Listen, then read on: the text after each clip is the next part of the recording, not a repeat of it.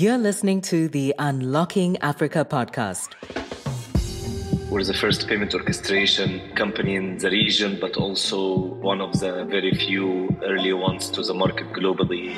So we thought, what if we build a middle layer that abstract all the complexity and pains of interacting with the payment ecosystem and make it all simple, clean, high quality. It doesn't make sense. This is not common to be built by the region and say that it's high quality, and actually when they test it, it performed. We face much less resistance than before and have more to demonstrate as well, giving the customer success as we have already. Stay tuned as we bring you inspiring people who are unlocking Africa's economic potential. You're listening to the Unlocking Africa podcast with your host, Tessa Adamu. Welcome to the Unlocking Africa podcast, where we find inspirational people who are doing inspirational things to unlock Africa's economic potential. Today, we have Nader Abdelrazik, who is co-founder and CEO of MoneyHash, which is Africa's first all-in-one flexible payments orchestration and revenue operations platform that covers all of your payment needs. Welcome to the podcast, Nader. How are you? I'm good. Thanks a lot for having me. Very excited. Fantastic. Thank you for joining us on the podcast today. So, how's your week been so far? Very busy, which is a common answer for a founder, but quite productive. You know, like everyone is probably will zone off for summer, so you gotta sharpen all of the knives, getting ready for Q4. So that's kind of where we are right now. Brilliant. So hopefully during this conversation, we'll discover what's been keeping you busy and occupied. So before we get into the conversation, introduce yourself and tell us a bit more about Nader Abdelrazik. Of course. So as you put it beautifully in the intro, I'm one of the co-founders and CEO of MoneyHash. We're the first payment orchestration company in the region, but also we're one of the very few early ones to the market globally anyway, which is an entire new category of business that helps merchants manage payment better and upgrade the infrastructure better. But we'll get into that most of the podcast. So I will switch to talking a bit about my background. So prior to MoneyHash, I actually have more of a career in academics. So I have spent a lot of time in research and teaching between Egypt and the US in the academic track, doing master's degrees and research projects. And after that, switched to the startup world, worked in fintech and blockchain for a while before starting MoneyHash. So a bit of theoretical and practical blends, which is good. And I'm currently based in the New York area, where I'm running the company headquarters, and we have a team across 9 countries. We're a fully remote company focusing on Middle East and Africa as our main market. So yeah, that's me and the company in a nutshell. As you mentioned, you spent a lot of time in academia, worked in fintech and blockchain, which has led you to what you're doing now at MoneyHash. So if we can take it back a few steps, it would be great if you could share the story behind, I guess, the founding of MoneyHash and what actually inspired you and your co-founder to start the company. Yeah, 100%. I mean, it was COVID. Myself and my co-founder were in a transition period from a previous job, and we're kind of like thinking what we'll do next. And if there is a problem that was bugging us a lot, and there was really related to the APIs and the technical maturity of payment infrastructure in our wonderful regions that we're really passionate about and really excited to see its growth. So what we kind of observed that any company scaling in the region usually have a lot of operational things to navigate between compliance, between scaling, between talent and stuff.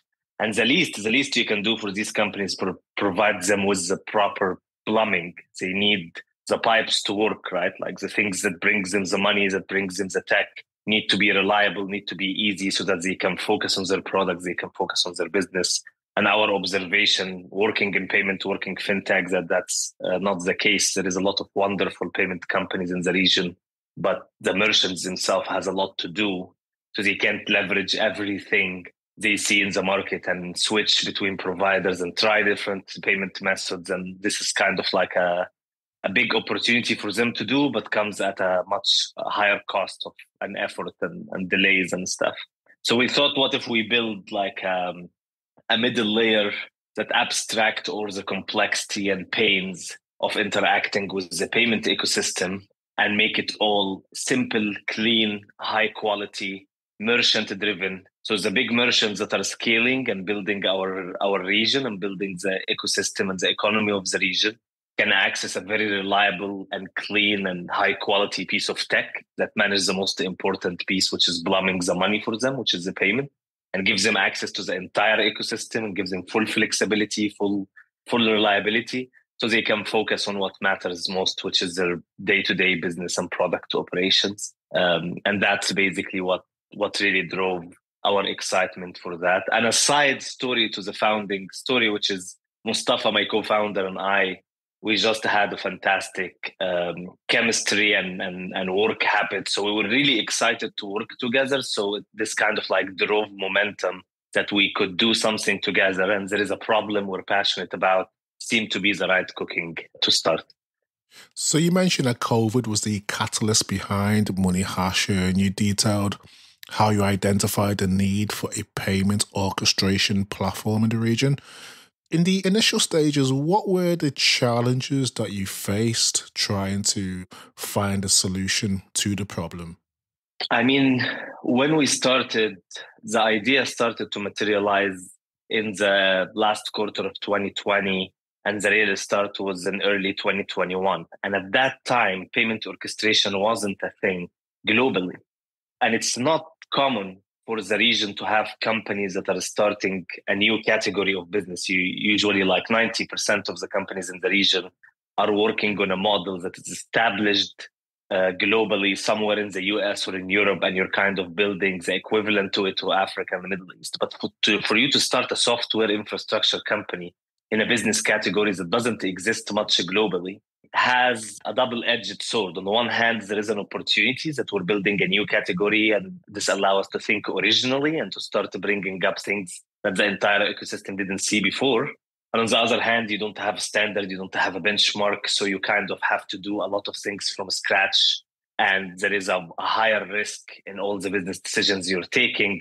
And there is very limited data, so you kind of like have also like a little bit of shooting in the dark in how you materialize your product strategy, how you spend the money you're raising, how to frame the product in the early days.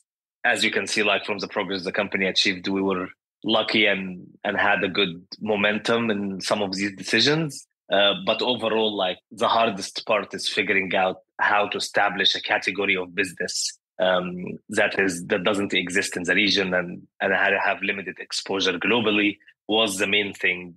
But it was fun because when you don't have a benchmark or a global example to copy, it really forces you to think originally, and it really forces you to build things that without limitation. That was very, very nice problem to have. Interesting. So, as you mentioned, you created a category that doesn't exist. So I was wondering, without a benchmark or reference point, how did you kind of home in on what your vision and mission for MoneyHash is? Yeah, because when you don't have a benchmark, it's very freeing because the entrepreneurial pursuit itself is about solving problem for a customer. Yes. And when you have a global benchmark, you kind of have an idea of what the solution is. When you don't have a global benchmark, it's exciting because you can figure out the solution on your own, which is harder, but it gives you the freedom to really focus on the problem. So you understand the problem better than others in that case, because you don't need to look at the version of how someone else understood the problem. You can understand it really on your own deeply, especially if you're data driven and like as a company, like really idealize talking with the customer and being a customer facing and not just be obsessed with your own ideas. And that's what we did. Like from the beginning, we started reaching out to friends who are running startups and other founders and other companies, telling them that like we have a very, very basic experimental product that we want you to start playing with. You don't need to think about what you will pay.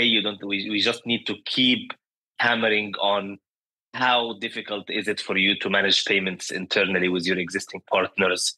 Where is exactly the problem on the technical side? Let us talk to your developers. Let's talk to your product team. Let's talk to the decision makers and map the supply chain together. And in parallel to that as well, this is something really different. The region doesn't have a lot of pan-regional businesses. And what that means is like you have a lot of businesses that like will base its main operation and main focus on one country, then they expand into other countries. But what's beautiful about the payment ecosystem is it has, especially in Africa, Middle East, like there is a lot of businesses that happen between countries, and expansion is a very big deal, in which like a business in Nigeria would want to sell to customers in Kenya or customer in Ghana. Customers in Egypt will buy products from Saudi or buy products from Morocco. So there is a regional play that didn't exist much in the payment space, and businesses has a lot of ambition in it that is unsatisfied. So another challenge we picked on and how we can build across the region from day one, which seemed to be like a big challenge to address. But we noted like once you address it early on in the life cycle of the company, you kind of don't need to address it later. It gets much easier for us to now onboard the business which is based in South Africa, but want to process payments in Rwanda and want to expand to Egypt down the line. The payment infrastructure can help them do all of that in that case. So I think like there was a lot of things to balance, but the freedom of not needing to look at a global benchmark helped us kind of pick our own battles and to create more studying and thoughtfulness in it. Brilliant. You touched on an important point, which is the unique way that the payment space operates. So I guess looking in from the outside, it can sometimes seem like the digital payment space is a bit overcrowded, and it can be confusing for people who aren't well versed in that space. So for those who aren't familiar with the digital payment space, can you give us like a top-line explanation of how the MoneyHash platform differs from other payment gateways in Africa? And, what exactly is payment orchestration? 100%. Listen, I'm going to explain this on like 3 layers. One layer is like just to get kind of like the basic of how payment gateways and online payments work, because that will be very important to kind of understand the other 2 layers there. So the first layer is, like when you stand inside a store and just to get cash out of your pocket and give it to the merchant to buy like a banana, what happened there is you already, because you are in the store and you see the merchant and you have the product in your hand, there is a trust element that's happening, and there is a transaction that is happening from one to another. With online payment, you went on their website, you understood, you got the product and stuff. But in order to hand the cash, there is always someone in the middle or multiple people in the middle that need to establish this trust, to establish that you're a real person, to establish that this merchant is a real merchant and has a real product, and then to figure out how to move the money. So any payment method in the world has this model in which like there is 1, 2, 3 facilitators to validate the customer, validate the merchant, and move the money between the customer and the merchant. In the case of payment gateways for card payment, this is global networks like Visa and MasterCard, or local networks managing a relationship between the bank that issued the card, the bank that acquired for the merchant, the customer, and the merchant, which is like the famous 4-party model. If you have a wallet or like a carrier-based or like something like M-Pesa or Vodafone Cash or whatever, then Vodafone Cash is middle persons that will validate the customers that have a Vodafone Cash wallet, validate the merchants that have the wallet, and move it from wallet to wallet. So there is a facilitation of payment and validation of customers there. So that's on just understanding the different dynamics of the payment. When we go to the second layer, which is the ecosystem, there is the region, because of the adoption of banking came late, the adoption of digital technologies came late and got accelerated by COVID. As you said, there's too many options. There's too many payment methods, too many payment provider companies, too many infrastructure companies, that merchants, regardless of their size, now need to figure out who to work with, which payment methods are relevant to my customer, how their pricing work, how they impact my unit economics, how I can improve the experience, how. So like there is a lot of things for the merchant to answer on how they consume and present these solutions to their customer. So when there is too many solutions in the market, that causes a fragmentation to the market, which means any decision you're taking, integrating with a particular company or selecting a new technology, if this solution didn't account for your short and long-term need and kept you flexible and kept you reliable, then you spend an asset, you spend the money and resources into creating this work that later you might change or it might not grow correctly and all of that. And this is where the payment orchestration came in. The payment orchestration acts as a layer of abstraction.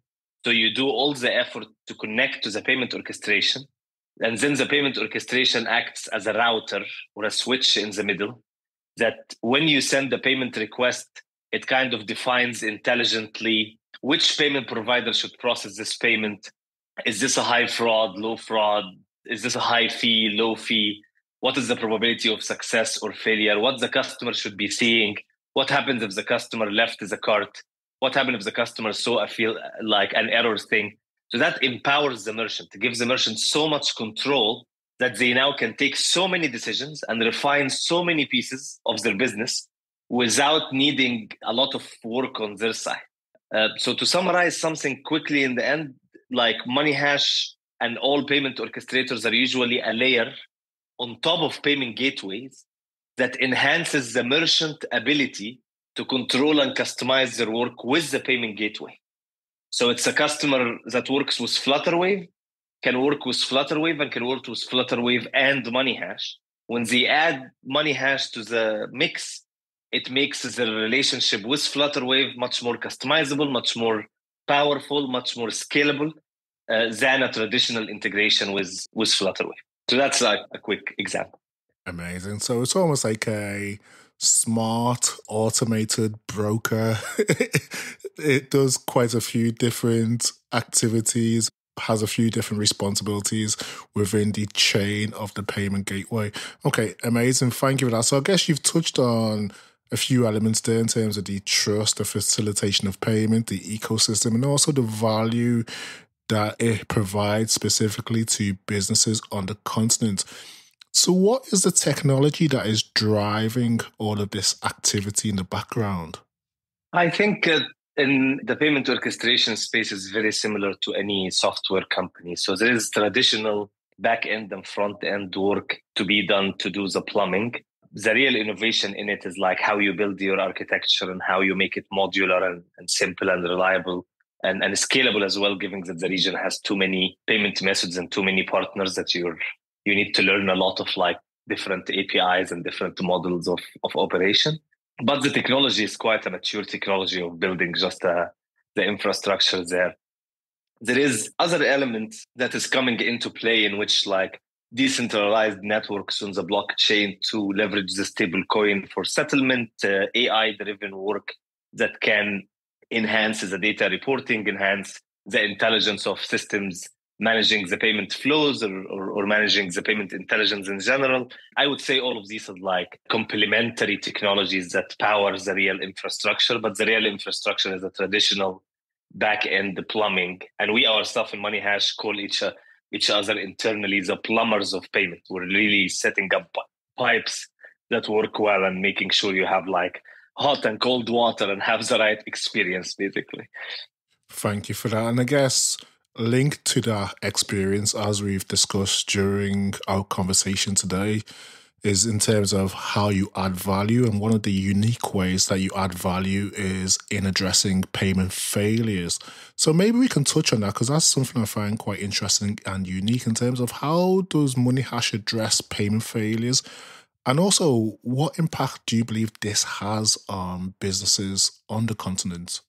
100%. Well, let's do a very brief dive into the payment failure problem. When you have a complicated banking system in each country, and this banking system was evolving. This means the kitchen that manages the payment in the back end has too many variables. There is the risk variable, there is the KYC variables, there is the fraud variables, there is debit or credit, prepaid or postpaid, customer balance, merchant category, merchant rules. So there is like multiple factors that impact should this payment happen or not.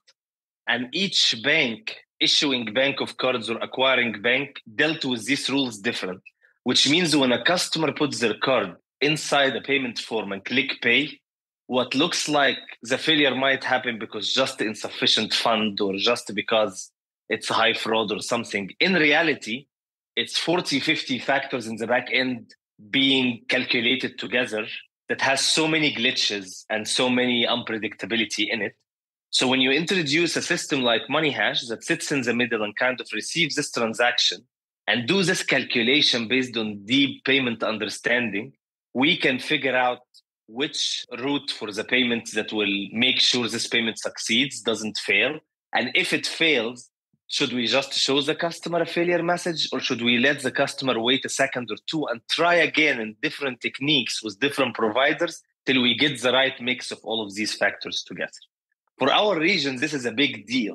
Globally, there is like 1 of 10 transactions fail globally. So the success rate is around 90%, 80-something percent. In the region, 30 to 40% of transactions fail. Wow. And this is because bank systems outdated, risk engines outdated, payment gateways integrate particular versions of acquiring and processing, and sometimes don't upgrade, don't mix, glitches in digital maturity. That means if you have like $100 million coming to you as a merchant, there is 30 million of them that might go in limbo of failures, and the customer need to call you. And the global statistics is like 2 of 3 customers doesn't try again if the payment fails. You just switch merchant. You just go to like, I'm going to work with someone else. And we are in the digital age now. You're not like standing inside the store and you're trying to pay. So if the payment failed, you're not going to leave, right? In the digital world, if the payment failed, you might get a message from your friend and just like get out of the app. You might open another app. So customer churn is a big deal. So usually when MoneyHash works with a merchant, we actually calculate for them the ROI we will create for them. The revenue will recover from fixing failed transaction, from fixing churn problems, so that this leaking that is happening in their money pipes doesn't happen anymore or happen to the minimum. And there is a level of failure that needs to happen, right? You need to block the right transactions. You need to block the things that are actually fraud. You need to block the things that's actually high risk, or the customers that are really not chargeback risk, and a lot of other scenarios. So we're not saying we eliminate failure, we're eliminating the wrong failure.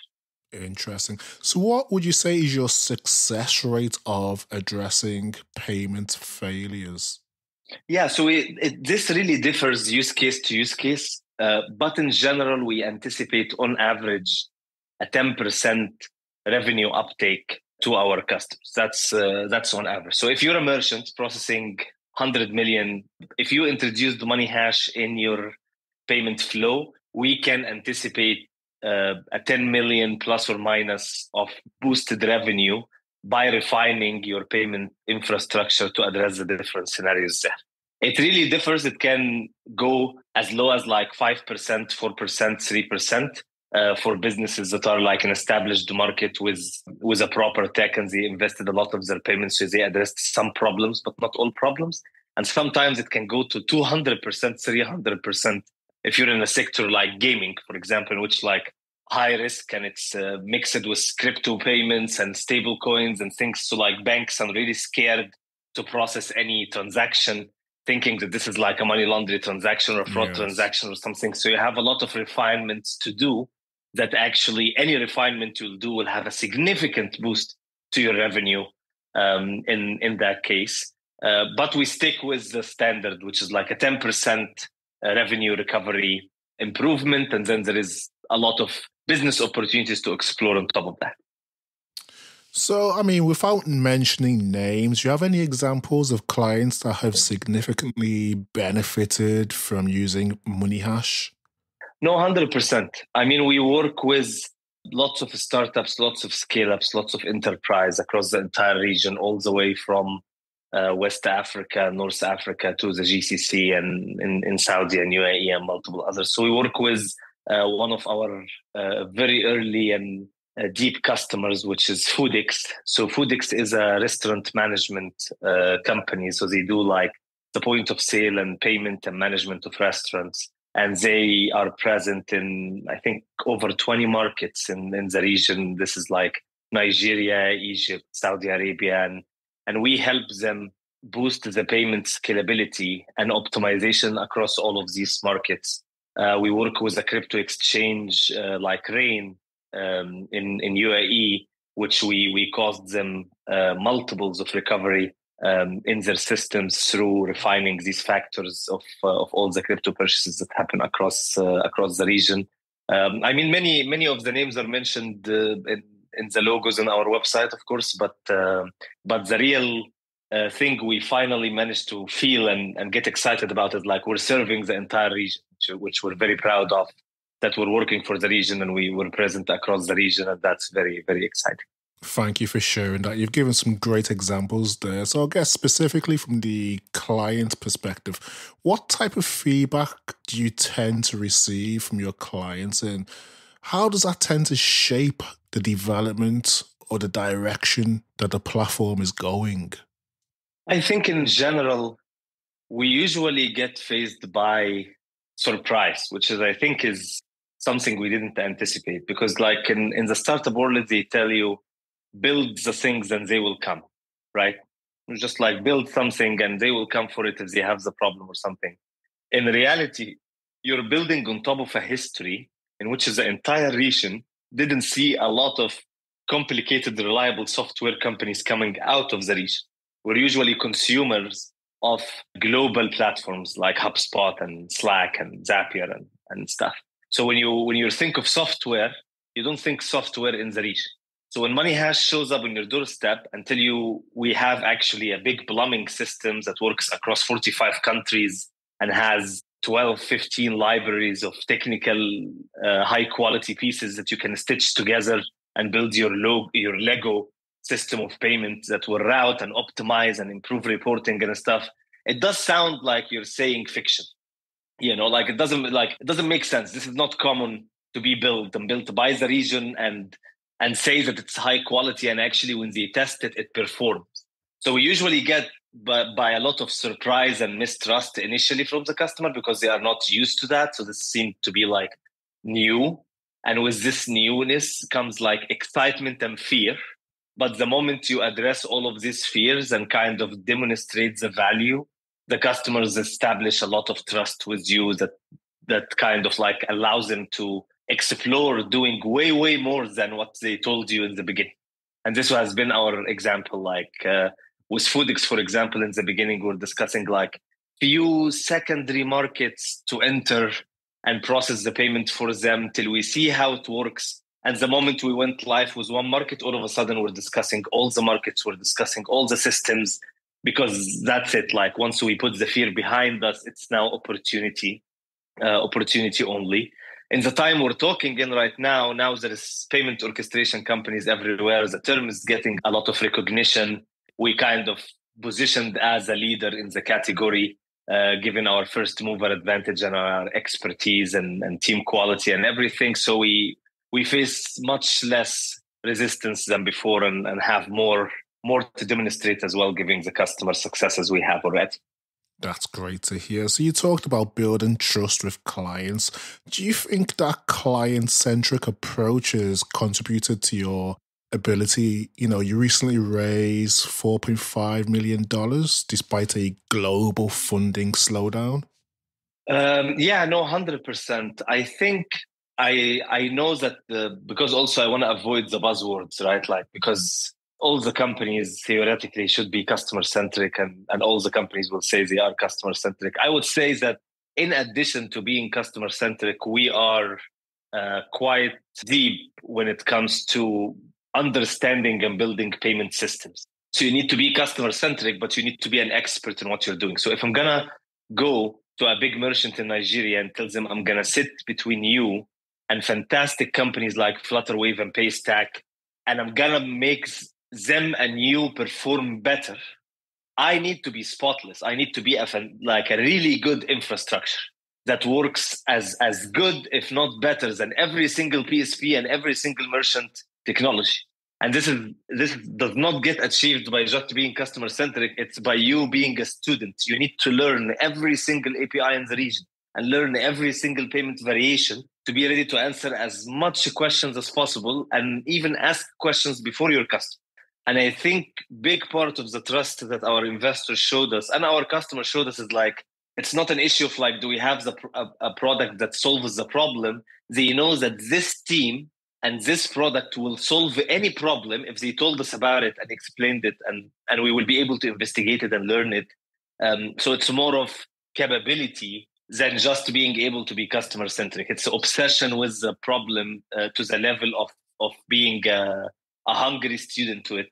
And this is kudos to the team that I feel like I'm just a facilitator to their work, right? Like I feel like I'm just the front of the house. And there is the chefs in the kitchen, you know. So I'm just making the menu look nice. I wear a suit and I show up in these podcasts, talk about it. I'm sure you do a lot more than that. So I guess that leads on to my next question in terms of, you know, in line with the ability to raise the $4.5 million, was the specific strategies that you put in place to achieve this milestone? I mean, I think... And I will try to answer this question in a layer that help other founders maybe earlier than me kind of think about it. Listen, like raising money is not an achievement in any way. It looks an achievement because it's hard, and it gets celebrated because it does show that the company achieved a new milestone and it's ready for new challenges. However, it's still the failure rate of startups is 9 out of 10 with all the funding they can get in the world. So there is no funding that will help you hack execution and team culture and everything else. It does help you accelerate, help you navigate this, but it doesn't address the things. In fact, if it will address these things, you need to have done a lot of work that is successful already, that only what's left for you is the resources, which is rarely the case. But in establishing such an important piece, and all startups in the region, I do believe they are way underfunded, and they go through 10, 20x the hurdles of global startups just to convince an investor to come in. Big part of the game is endurance. Big part of the game of like, for how long can you handle rejection? For how many no's? Because you're going to get no's. Too many. Yes. The issue is like how many you can deal with, because you will find an investor somewhere that matches your culture, excited about your problems. There's too much out there. There's a lot of gunpowder as well that happened during COVID, and there's a lot of different variations of VCs and different ways to fund yourself. Hundreds that you need to talk to them. But then the founder all of a sudden need to talk to hundreds of them, rejection, hundreds of no's to get 1 or 2 yeses, and do that while running the company. That's the actual difficulty of this task. Not the task of getting the money itself, the task of managing the process and the lens of it, and the mental toll that this will have while you're doing it. And big part of how we did it is like you need to run a very good process that balances you focusing on the customers and getting the feedback from the customer and working with your business in parallel to the fundraising, having a very clear structure to how you're doing it, a really good way to communicate, to document and communicate the feedback you have with your team. Because many of the time you will think like you receive a feedback from a VC, and if you fix this feedback, you will get funding. In reality, the only feedback that matters is the feedback of the customer. So you need to really, really care about the feedback of the customer, and then run a process of fundraising that really focus on numbers, really focusing on like pitching as much as you want, pitching to the right VCs, trying to penetrate this wall. And with time, the more you get into a groove, the more you get into your process, the more you refine your process, it gets much easier in time in terms of running the process. So you now can focus on bigger challenges in the due diligence, bigger challenges in the type of investors you're dealing with. But yeah, if you're obsessed with the feedback customer and you're running a proper process that complements your mental health and endurance with proper structure and good thoughtfulness, I think it's just an issue of time. I really like the point that you raise in terms of money will not guarantee success as a startup. There's a lot more that goes into success than raising money. I guess one area that is key to success is strategic partnerships, and you've recently secured a partnership with Visa. So I was wondering if we can go into that in terms of how you believe the partnership with Visa will influence MoneyHash's growth trajectory. 100%. I think when I was saying customer-centric, in addition to the obsession with the real problem you're fixing and trying to be an expert in it, in the partnerships you're framing, you need to establish strategic partners that give you access to things your customers can't access easily. So most customers access majority of the payment infrastructure through their payment gateway, which means they access a lot of these layers in a way that is abstracted by the payment gateways, and they have to consume it in this way. While there is a much richer and diverse set of products that sit on with large companies like Visa and MasterCard and the likes of them that can help merchants strategically and can be combined with what the payment gateway is doing. So us establishing this trust on the scheme level, getting the trust of the scheme to work with a company like MoneyHash is also a big signal to the market that like who is MoneyHash and what is the quality of their product that they work directly with the scheme is a big trust signaling. But in addition to it, just empowering the merchants with things that they couldn't have done on their own is something we're really excited about. In particular, to the announcement of working with Visa, we do work with them a lot on improving the success rate and the security of the systems. So things like network tokenization, 3DS 2.0, these are like sections that like you can look up online. They are an upgrade to how authentication and storage of card information happens that has a significant boost to authorization rate and a significant reduce to fraud rates, which is very important. And us being trusted by a big partner like Visa and facilitating the rollout and adoption of these products is a big testament to the team. You touched on the importance of partners that give your clients access to products or services that you couldn't on your own. So how do you plan to leverage this specific partnership to expand your reach and also capabilities?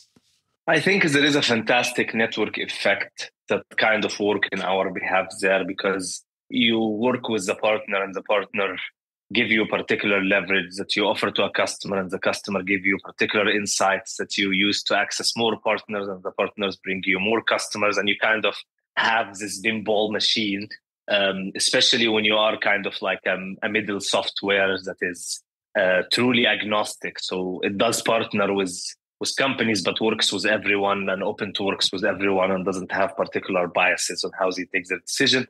So when you have this openness and you have an ecosystem approach, the opportunities kind of like unlocks itself from that perspective. So we're really big believers in the network effect. We're really big believers on partners bring opportunities with the customers, and the customers bring more challenges that open up questions with new partners. And we kind of keep going in this two-sided game to keep a closed loop of development, if that makes sense. It definitely makes sense. As you mentioned, the network effect to reach more customers, which will expand reach and capability. But also to expand reach and capabilities, you need capable talent. So how do you go about attracting and retaining top tech talent, particularly, as you mentioned, in a region where heavy tech businesses such as yourself are scarce?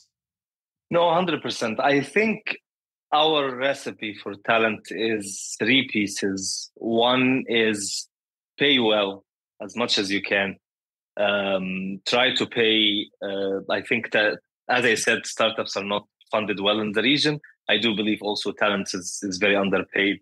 So you need to do your best on hiring people that has a multiplying effect. They can wear many hats to you, so that when you appreciate them and pay them well and pay them over market, they are achieving the impact of 2-3 people that if you would have paid them the average or below average, you will not get the same result. So try to hire strategically, hire people that can bring impact of multiple people and then pay them well, so they can get appreciated and give them stocks in the company and have them grow with you and have this belonging is very important, especially in markets like Egypt and Nigeria, in which there is big currency fluctuation and the economy is going through rough periods in which talent need to protect themselves and figure out how to get paid in foreign currency and how to get paid a stable salary and handle like an ongoing weekly inflation, right?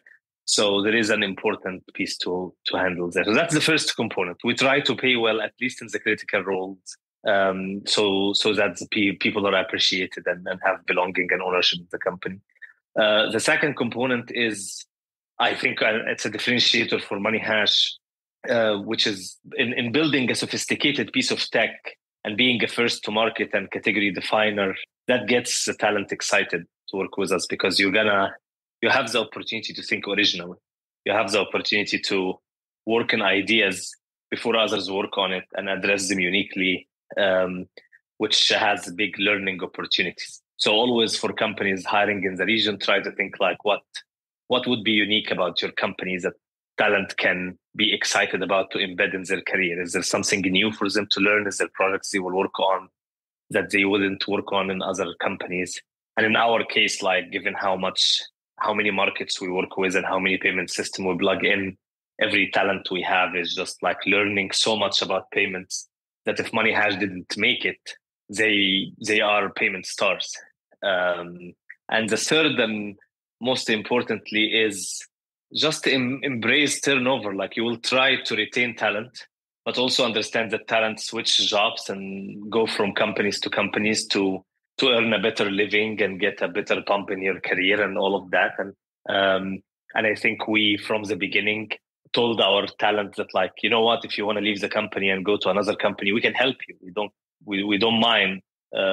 Just let us know and we'll manage the transition. You do what's best for you, and we will do what's best for us and what's best for you as well. So a big part of it is like just being open with the talent and like do your best to retain them, but also be open to the fact that people need to do what they think is best for them, and you need to do what's best for them as well out of trust, and then take care of the company. And so we have a machine in which we try to be able to replace quickly talent if they left. We didn't have a lot of turnover anyway, so that was a good problem to have, but we're just open on the fact that people can explore opportunities and be happy about where they are or not, and tell us openly is something important to us. I mean, do you ever find talent that leave and then eventually come back? I mean, we're too young for that. Yes. To kind of see it, because people change jobs for too many reasons.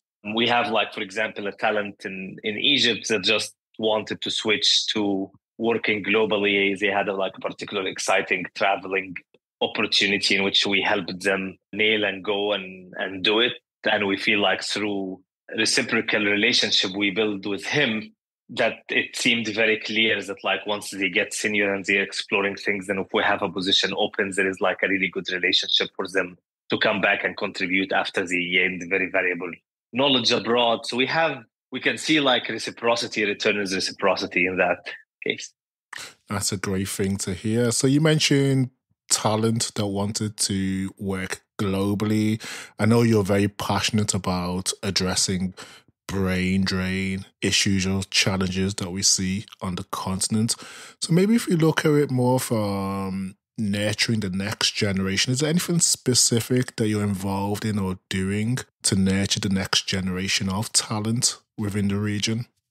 Yeah, I think in reality, the more and more companies that show up in the region that build sophisticated tech and good opportunities for talent to learn from. And I mean, I see there is a big value of a lot of the talent that work in MoneyHash work globally, and some of them live abroad and still learning from international companies. So nothing against talent contributing to companies outside of the region, but we need to have as many opportunities locally for the local talent to also find places to work with, that when they go pursue international opportunities, they just pursue it out of conviction, not necessity. Yes. And that's a very important piece. Yes. In my point of view. So if someone will go to work in San Francisco with Stripe or Square and try to understand payment in depth and understand the US market, I want them to go do that because they want to learn about this, not because in the region they can't find a proper opportunity in payments. And that's why they have to shop outside. And with that, you also need to embrace like a nature of global talent in that case. So we work very remotely. So we hire wherever we want. That gives us flexibility as a startup to select which market and which salary bands and stuff, which allow us to be able to overspend and underspend dependent on the strategicness of the situation. But it also gives us access to a much, much wider pool of talent. Some of them are regional talents that live abroad. Some of them are expats that live in our region, and some of them are fantastic local talents. When you bring this diversity to your system, you kind of bring a lot of context that when you blend together, if you have the right culture and dynamic in place, can be quite powerful. So you've discussed the patterns and trends that you've seen with talent movement, both locally and globally. So if we stick on the theme of trends, are there any trends that you're seeing in Africa's payments orchestration space that you're currently excited about? In payment orchestration, particularly, we are the trend. Like orchestration itself is a trend, right? Yes. So, and I think embedding orchestration was like the likes of AI or the likes of settlement networks on the stable coin and embedding other technologies and stuff. We're kind of like in the cusp of like seeing this trend pick up in the region and merchants being more comfortable working with orchestrators and getting excited about orchestrators.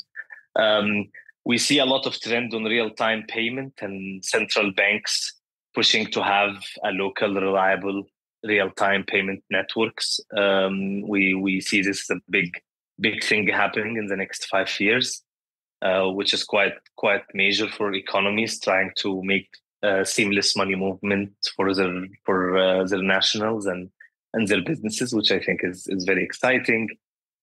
We see a big trend of expansion of global companies into the region, trying to localize the businesses, which I think is bring a good diversity and good competitiveness. So no negative thing about that.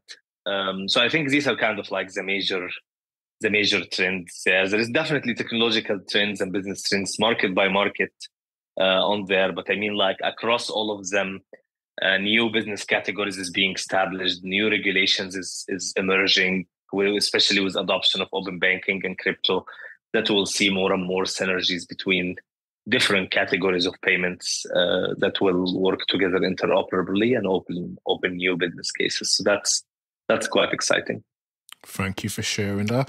So if we go from current trends and look at the future, I guess future of Africa, where do you see Africa in the next 5 years with regards to the ability to integrate payment solutions from multiple service providers across all major African markets? Well, I will tell you something. And instead of how I see Africa, I will tell you how I want to make it work. I like that approach. Because I don't want to look at it from a passive perspective. I'm now in this fortunate place in which I'm one of hundreds of founders. I'm still in an early stage, of course, but there is fantastic growth businesses and stuff in which we're trying to get the region to where we are economically. And given that I have academic background, we know that Africa in the next 5 to 10 years will explode globally. It has the largest young population. It has a fantastic thriving economies. All of them are growing in a much faster rate than previous economies before, which is a normal thing, given that we have this access to talent, this access to tech, and all the mistakes that happened before us we can avoid. So I think the region is going to grow significantly. And given that I'm from Egypt, I'm really hoping Africa and the Middle East are kind of gonna be a one unified continent from an economic perspective, because I do believe they can benefit from each other's wealth versus economies of scale on the consumer side. So there is a lot to unpack in this interregional or like country to country kind of opportunities. And my hope is like to build a big technical powerhouse for the region to rely on and to generate talent and to generate more startups. And if I fail to do that, given the statistics in the startup, at least people can learn from where we went and build on it. Brilliant, brilliant, brilliant. So if we look closer to home, where do you see yourself and MoneyHash in 5 years' time? I mean, I really think the place we are, the group of investors we have, the group of talent we have, the product we are, the customers, the trust, ecosystem, everything, we're kind of positioned to take this to a whole new level. And I think in the next 5 years, we're hopefully going to become one of the largest, hopefully public company or a super large private company that is really building quality tech in the region. I'm a first-time founder, so I'm hoping to be leading that. But in the same time, I don't know like if I'm qualified to play the role in every stage. So what will happen to Nader in 5 years is that Nader is learning how to grow up year by year to manage the challenge that is new to him. So in that case, if he learned it well and grow well, he will be leading that, and that would be exciting and exhausting in the same time, of course. I look forward to seeing that growth. You know, you've achieved so much in such a short space of time, and I'm sure you'll achieve greater things in the next 5 years. So yeah, exciting times for MoneyHash, and looking forward to that. Likewise. Quote of the week. As people, we often have quotes, mantras, proverbs, or affirmations that keep us going when times are good or when times are challenging. Do you have one that you can share with us today? There is two I'm using very frequently lately. One is a company-wide and one is like a personal one. The one is a company-wide is like we discuss as a company that we have an internal slogan, and this internal slogan is called, it's a professional team sport. So we try to explain to our team and encourage them to think of this as, this is a team sport. So you need to excel as a player, but you need to excel as a team, and you need to understand you're in a professional league now. So every step we take and every position we take in the market, we have to defend it, and we have to defend it really well. And we have to work very hard to be on top of the chart of that league and be promoted to the next league year to year. And that kind of like drives a lot of how we want to think about the future. And on me personally, there is a really famous documentary about Steve Curry, the fantastic basketball player, and it has a fantastic song that says "Small fish, big pond, big splash." And I'm always think about myself from this perspective, given my background and coming from like a poor to middle class family and just like learning in public schools and with the limited resources. And now I'm like a startup founder and getting access to fund and working with fantastic talent and stuff. I feel very fortunate. So I got to remind myself of how small I am, but also the fact that like the small fish can always make a big splash. So I kind of like very inspired by this documentary. I'm very inspired by this particular song because it kind of like represents me in a way. Fantastic. Thank you for sharing that with us, Nader. I really enjoyed both of those. So yeah, two very unique quotes or mantras or affirmations to live by. So brilliant, and they're both unique to yourself. As we come to the end of today's conversation, which has been a fantastic and very enlightening conversation, I was wondering, do you have any closing remarks or final calls to action for people who are interested in the work that you're doing at MoneyHash, or people who just want to maybe explore a bit further about payment orchestration? 100%. I mean, I really think if you are a growing company and have ambitious scaling plans, think about the top 2-3 problems you're going to face in the payment and how much effort and how much lack of knowledge about them, because they are all black boxes. Once you feel like comfortable asking these questions, shoot me a message. We're going to answer them together, even if you're not a customer of MoneyHash. We're just happy to help. So just reach out to us with any payment questions. look at our website. If you saw anything relevant to you or something you're even working on building yourself, we're happy to offer knowledge and support. And most importantly, establish this trust so maybe we can work together. Awesome. Thank you so much for joining us today, Nader. I think it's been a very, as I said earlier, enlightening conversation for myself. It's amazing to hear how you're shaping payments infrastructure in Africa and also beyond. And I guess for our listeners, as Nader mentioned, if you're interested in learning more, you can visit the MoneyHash website, maybe connect with him on social media, LinkedIn, Twitter, to find out a bit more. But yeah, it's been an absolute pleasure having you on the podcast today. Likewise. Really appreciate it. Thanks a lot for having me. Take care. Bye-bye.